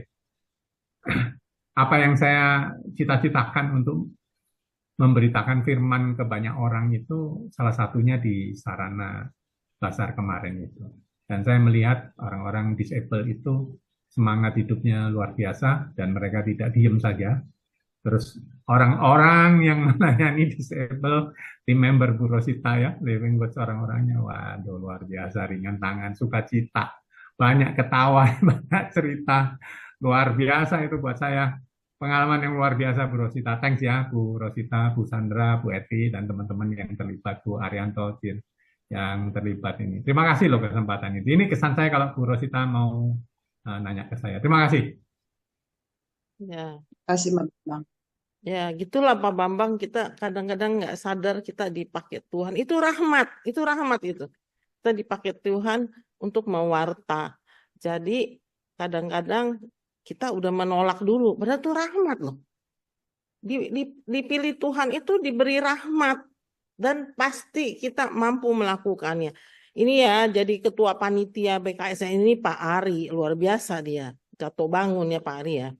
Dengan timnya lah, Bu Lydia dan timnya mereka. Tapi saya mau cerita tentang Living Word. Living Word itu ya bukan kita set up untuk mengumpulkan orang difabel, bukan. Tuhan memberi rahmat mengalir begitu saja dan kita menanggapi itu rahmat. Akhirnya berjalan. Dan apa yang Tuhan inginkan? Memberi contoh kepada orang bahwa ini ada mereka nih di sekitar kita. Dan luar biasanya pendampingnya ini semua luar biasa Pak Bambang. Ya kan? Memberi contoh kepada orang bahwa ya rahmat itu kita terima untuk berbuat sesuatu, bukannya tidur nyenyak. Ya kan Pak Bambang? Untuk berbuat sesuatu, untuk mewarta. Kita kalau mewarta tiap hari sampai seperti homili, seperti Romo, ya kalau kita awam yang melakukan belum tentu efektif, belum tentu didengar sama orang. Ya ada ketemu kita menghindar dia tuh ya dia khotbahin lagi nih kita ya kan. Tapi dengan aksi nyata begini orang ngelihat ya Pak ya. Orang ngelihat kan bagaimana difabel dengan kekurangannya mencari untuk hidup yang lebih baik dengan dengan quote gitu ya, hidup yang lebih baik, bukannya udah baik lebih baik lagi loh, hidup yang dibawa untuk menaikkan taraf hidup dia sedikit gitu ya, itu udah luar biasa loh. Dan luar biasa lagi para pendamping ya, lihat gak semua teriak-teriak kan untuk jualan kan. Untuk jualan, dan ternyata jualan itu melelahkan ya Pak, melelahkan loh jualan itu ternyata ya kan. Tapi kita salut sih memang sama para difabel dan pendamping di Living Word ini luar biasa sih Pak. Pendamping itu luar biasa. Tanpa pendamping kita nggak bisa melakukan apa-apa untuk sahabat-sahabat difabel ini. Itu pendampingnya luar biasa. Itu loh Pak, saya mau menyatakan itu. Ya, terima kasih. Terima kasih Bu Rosita. Mungkin kita bisa sudahi ya pertemuan malam hari ini ya Bu Ros. Kalau kita tanya dulu, ada nggak yang mau? Jangan dikit-dikit mau di stop dong, ya kan? Pak Bambang masih banyak cerita tuh, ya kan? Coba lihat Silakan yang Bapak. lain, ada nggak yang mau sharing? Kita tanya nih para pendamping Living Word nih, apa kesannya coba membantu mereka? Saya mau tanya, apakah efektif? Apakah mereka mengalami satu perubahan reformasi dalam hidupnya juga gitu kan? Saya sih merasa kita dikasih tugas apapun itu ya Pak Bambang, kayak Pak Bambang bikin kaos, kita juga diproses ya Pak Bambang ya, kita diproses kan.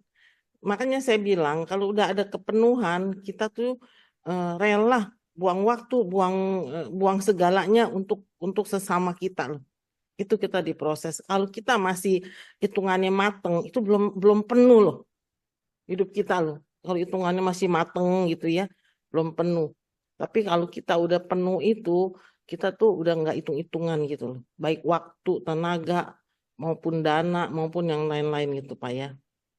Jadi mungkin Bapak nggak tahu ya misinya Living Word ini apa. Misinya Living Word itu sebagai agent membuat mereka bisa mencari nafkah secara mandiri. Kita sudah berhasil Pak, pinter, siani, udah bisa cari dana Pak. Nggak pameran di Yakobus pun mereka bisa bikin untuk di gereja-gereja lain. Itu misinya Living Word. Jadi bukannya mereka kita yang memberi terus, kita memberi kesempatan mereka untuk mencari uang untuk hidup mereka. Ya kan, kita tidak mengambil apapun dari mereka. Tapi kalau seperti Pak Pinter, dia jualan dan dia punya hati memberi, kita juga bersyukur karena mengajarkan seseorang untuk punya hati memberi, ya kan? Karena itu rahmat itu tujuannya seperti itu. Kita mesti memberi gitu kan. Dan kedua, kita udah berhasil tuh ya dua ya, Rosario dan Kur ya. Sekarang lagi kita gerakan apa Pak? Refleksi untuk tunanetra, ya kan? Sudah beberapa orang dilatih dan luar biasanya mereka baru 3 kali sudah luar biasa pijatnya, gitu loh. Karena mereka ada kemauan, kita hanya memberikan sarana untuk mereka, gitu loh Pak. Itulah misi dan visinya Living Word seperti itu. Supaya mereka dapat hidup lebih layak gitu ya Pak ya, gitu. Ya dengan menanggapi rahmat itu Tuhan pun ikut hadir. Rahmat dan kebebasan manusia itu kalau kita menerima, kita berarti menerima kehadiran Tuhan dalam hidup kita gitu. Itu yang kadang-kadang kita tidak mengerti. Banyak orang menolak rahmat itu. Lu aja deh yang jadi kaling, lu aja deh yang jadi ketua seksi, gua nggak mau deh, ntar gua backup dari belakang gitu. Itu salah lu, menolak rahmat ternyata Pak. Ya kan? Kita nggak sadar kan menolak rahmat kan. Dengan cara kita bisa sih, saya Bu Eti dan teman-teman kita bisa ngapain ya? Kayak orang error ya, kita ngurusin difabel gitu kan. Tapi itu rahmat kita tidak tolak. Terutama Bu Eti ya. Bu Bu Eti dengan dia mensupport itu bukan hanya dana ya, dengan kehidupan dia loh. Ya, dengan kehidupan dia merawat anaknya sampai anaknya pergi bersama Yesus. Ini udah mau setahun nih ya. Dengan hidup dia kasih pewartaan dengan hidup dia plus dana kalau Bu Eti itu ya. Akhirnya Living Word bisa hidup buat memberi buat orang lain gitu loh. Kenapa saya cerita di sini? Banyak orang bertanya, apa Living Word itu apa tujuan kita nih? Kita dibilang orang-orang error gitu loh, ya kan? Dan ujung-ujungnya orang berpikir mungkin ya kita memanfaatkan mereka gitu. Itu salah besar. Kenapa saya cerita di sini? Itu salah besar. Kita mau membuat mereka itu mandiri secara financial supaya mereka bisa hidup layak. Itu tujuan Living Word ya. Tapi kalau tidak ada pendamping yang luar biasa ini pendampingnya nih ya, yang kemarin jualan itu para pendamping itu Pak, itu nggak jalan, sama sekali tidak jalan. Karena mereka itu support dana, support tenaga, support pemikiran, dan yang luar biasa selalu siap untuk melayani mereka gitu loh, Pak Bambang. Ya, terima kasih. Pak Bambang udah lihat sendiri kan, hebat kan ibu-ibu yang jualan itu kan? Mantap. Mantap. Satu Ya. hal saya mau tambahin Rosita, Pak Bambang. Itu Pak Pinter itu kan punya kebun pisang tanduk, pisang gepok. Nah, saya itu mula-mula itu beli pisang gepok itu karena matang pohon, Pak. Kalau dibeli di pasar mandiri kan mentah di karbit. Nah, saya makan itu ternyata gula darah saya juga stabil, nggak tinggi-tinggi amat. Terus kalau saya lapar, cukup makan pisang itu. Nah, kalorinya kan rendah. Jadi akhirnya saya nggak gemuk-gemuk amat makan pisang itu. Terus suatu saat karena saking banyaknya Pak Peter itu pisangnya panen, udah deh sini saya borong itu satu tandan. Karena saya kebanyakan, saya bagi-bagi ke tetangga. Malah tetangga saya juga senang. Wah, ini pisangnya mateng pohon. Siapa yang nanam, Eti? Oh, saya terus cerita. Itu tahu nggak tuh, Pak Pinter yang lumpuh itu bisa tanam pohon pisang dan pisangnya seperti ini. Waduh, kasihan juga ya orang lumpuh bisa tanam pisang. Akhirnya dia malah kasih itu Pak donasi kasih ke Living. Saya jadi pikir, aduh kok ini orang jadi yang Paus Fransiskus bilang itu, kalau kita berbagi kasih itu menular Pak ternyata. Seperti Pak Bambang dan yang lain-lain itu, jadi kita berbuat sekecil apapun tapi dengan kasih. Nah itu hasilnya, efeknya memang berdampak, yaitu Pak, menular terus gitu loh Pak Bambang. Itu aja sih Pak. Saya jadi geli juga itu makan pisang Pak Pinter. Buat saya sendiri ada efeknya. Saya kasih orang jadi malah nyumbang juga buat Living Word. Gitu Pak. Pengalaman kecil aja. Makasih. Luar biasa ya, Bu Eti. Memang kalau kita melakukan satu kebaikan itu ya, kita bukan mau sosokan supaya orang tahu kita berbuat baik. Tapi sebenarnya kita memberi contoh ya Bu Eti ya, bahwa hidup itu memang bukan buat diri kita sendiri. Banyak orang sekitar kita, sekeliling kita itu yang memang bagian daripada hidup kita, bagian daripada rezeki kita gitu loh. Itu susah menjelaskannya gitu. Tapi kita menjalankan dengan para difabel ini, semoga orang itu menular gitu loh. Melihat dia, oh ya ya, bayangin Pak, kemarin ya kalau mereka lagi latihan pijat, ada gurunya kan saling memijat, terus gurunya bilang, "Hayo, dites nih sama saya, jadi saya dipijat kakinya gitu." Jadi saya yang jadi jurinya, iya enak apa enggak gitu kan. Jadi saya di situ enjoy aja, saya dipijatin kok ya enggak. Tapi ketika saya memijat salah satu tunanetra gitu ya, dia curhat sama saya, ya Bu, dia dulu pegawai bank loh, umur 38 dia buta, ya kan, dan gelap sama sekali. Sekarang dia tidak punya kerjaan. Untuk tunanetra mau kerja kan sulit, Ya kan? Kalau selain dia bisa nyanyi ya, kalau saya mau coba di barber, nanti pala orang pitak gimana coba? Ya kan? Sulit kan? Jadi dia pijat, saya sarikan jalan, mereka latihan pijat. Lagi membijat saya, dia curhat. Ya ginilah Bu, dulu jangan mikirin masa lalu saya di bank, bisa gila Bu. Dia bilang gitu. Saya sedih loh, dia kan nggak lihat saya, dia sambil pijat saya keluar air mata loh. Ya kan? Bayangin seorang pegawai bank tiba-tiba matanya gelap dan dia mesti mencari sesuap nasi. Akhirnya dia terpaksa dia roba, dia punya pride untuk jadi tukang pijat.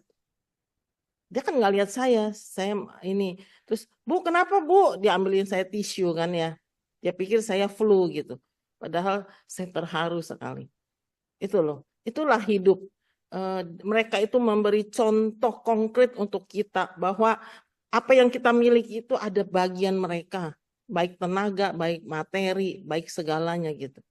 Itu yang kadang-kadang kita tidak mengalami, kita tidak tahu. Biarin aja, bukan bagian kita, ada kok yang ngurus mereka gitu kan. Tidak merasakan bahwa Tuhan maunya itulah aku hadir di sini. Kayak Mother Teresa Calcutta, dia begitu dia terjun ke orang-orang yang tidak berdaya, dia bertanya, Tuhan engkau kemana? Aku kehilangan engkau. Aku mesti ngurus mereka, tidak punya uang, tidak punya tempat berteduh, dia mesti turun ke jalanan. Akhirnya dalam satu kontemplasi, Tuhan bicara sama dia. Aku itu hadir selalu, itu yang engkau urus itu aku itu, katanya gitu. Akhirnya dia baru sadar dengan susah payah, ketemu orang kusta, ketemu orang sakit, dia sukacita sekali. Itulah yang kita harus kita harus belajar untuk menerima rahmat Tuhan. Itu rahmat itu loh, untuk mengurusi orang-orang jalanan seperti Mother Teresa, itu rahmat.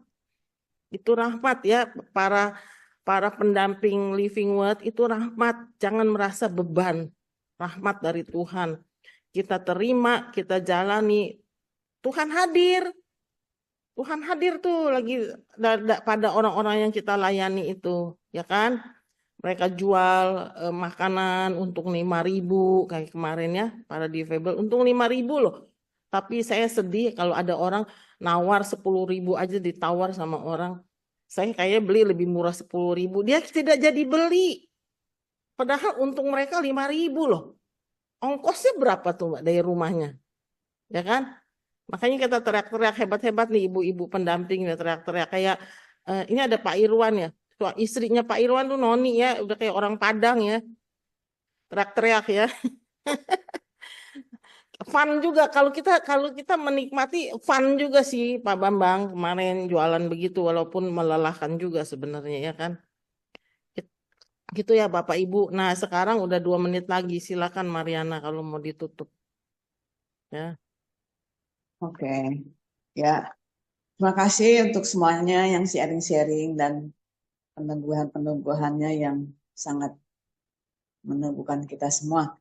Baiklah Bapak Ibu yang terkasih, sebelum kita akhiri pertemuan kita malam hari ini, saya mengucapkan banyak terima kasih pada Pak Bambang dan juga pada Bapak Ibu dan teman-teman sekalian yang telah hadir pada acara Zoom ini. Kita akan bertemu kembali pada pertemuan minggu yang akan datang. Oke, kita akan tutup pertemuan kita malam hari ini. Sekali lagi terima kasih untuk Pak Bambang. Mungkin saya bisa minta kesediaan salah satu teman untuk doa penutup gitu. Boleh? Oke, baik, terima kasih. Marilah kita bersatu dalam doa. Dalam nama Bapa dan Putra dan Roh Kudus. Amin. Tak henti-hentinya kami ingin memuji dan bersyukur atas kehadiran-Mu dalam pertemuan Zoom KKS Yakobus malam hari ini. Kami juga mengucap terima kasih kepada Pak Bambang yang telah memberikan pemaparan materi untuk Gokil bulan Oktober ini dengan baik dan penuh sukacita. Dan kami juga mengucapkan banyak terima kasih kepada teman-teman yang hadir, teman-teman yang telah memberikan saran, pendapat, tanggapan, dan sharing pengalaman masing-masing, khususnya dalam rangka BKSN maupun dalam rangka penjualan souvenir dan oleh-oleh di Basar BKSN selama 5 minggu ini. Kami juga ingin berdoa bagi Living Watch dan para difabel dan para pendampingnya yang luar biasa. Semoga perjalanan ke depannya semakin dipermudah, semakin diperlancar, dan semakin dipermuliakan di dalam nama Tuhan Yesus Kristus. Karena rahmat yang telah ditanggapi secara positif, semoga ia berbunga dan ia berbuah di kemudian hari. Terpujilah Tuhan Yesus Kristus sekarang dan selama-lamanya. Amin. Dalam nama Bapa dan Putra dan Roh Kudus. Amin. Terima kasih.